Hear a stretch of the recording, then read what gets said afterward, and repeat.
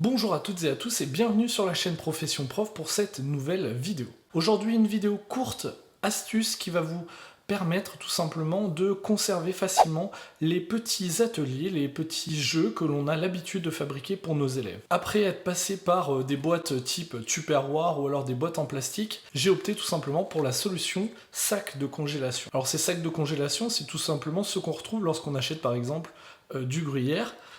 C'est donc des sacs avec des zips refermables. Comme on peut le voir, il en existe plusieurs sortes et plusieurs grandeurs, donc là c'est vraiment pour un grand jeu, et on a un système de zip ou de double zip sur certains. Généralement sur ces sachets, vous avez une partie blanche qui va vous permettre d'écrire directement avec un feutre marqueur dessus. Le problème c'est que si vous voulez réutiliser les sachets, vous ne pouvez pas vu que le marqueur est indélébile. J'utilise pour cela du ruban de masquage. Alors ce ruban de masquage, c'est celui qu'on utilise lorsque l'on veut par exemple repeindre un mur.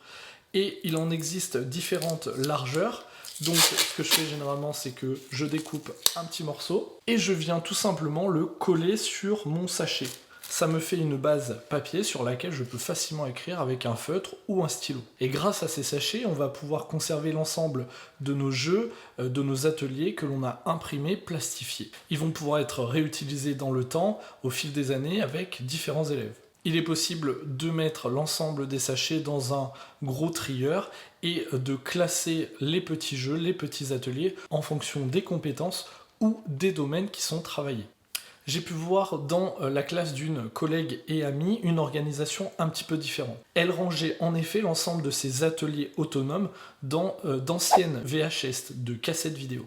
Le contenant était assez grand pour y disposer les petits jeux et elle se servait du tour pour mettre une image, le titre de l'atelier et même une numérotation en fonction des compétences associées à chaque petit jeu. Le format cassette vidéo lui permettait facilement de ranger l'ensemble de ces jeux autonomes au même endroit, à la manière par exemple de livres dans une bibliothèque. Le problème c'est que pour trouver des cassettes vidéo, il va falloir chercher un moment vu que c'est une technologie qui est assez ancienne. J'espère que cette courte vidéo vous a plu. J'ai partagé avec vous deux astuces pour conserver facilement vos jeux, vos ateliers autonomes. Parfois on crée ce genre d'atelier et puis ensuite on oublie, on les met dans un tiroir et puis on ne s'en sert plus jamais.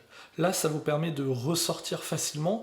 Si vous avez par exemple le temps, vous pouvez aussi lister l'ensemble de vos jeux et de vos ateliers autonomes dans un tableau par exemple, et vous allez pouvoir repérer ainsi chaque petit sachet correspondant à un numéro. Pour tous les enseignants qui sont en vacances, je vous souhaite déjà de bonnes vacances, reposez-vous. Pour ceux qui sont encore au travail dès lundi, bon courage. En tout cas, n'hésitez pas à vous abonner, à partager, à commenter, à aimer ce genre de vidéos si elles vous plaisent. Et je vous dis à bientôt sur la chaîne Profession Prof pour de nouvelles vidéos. Salut!